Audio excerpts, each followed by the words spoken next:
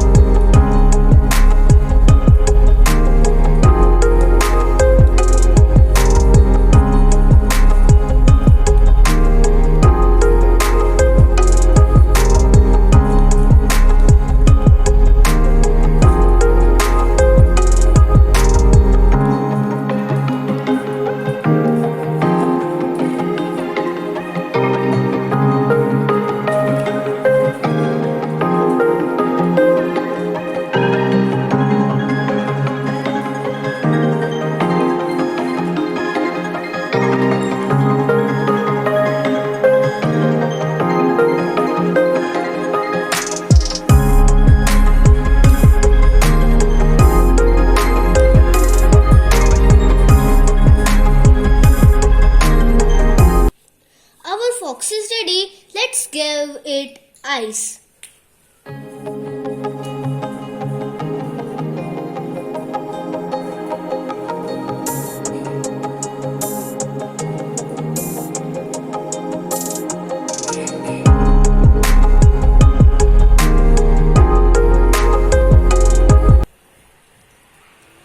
Now our fox face is ready.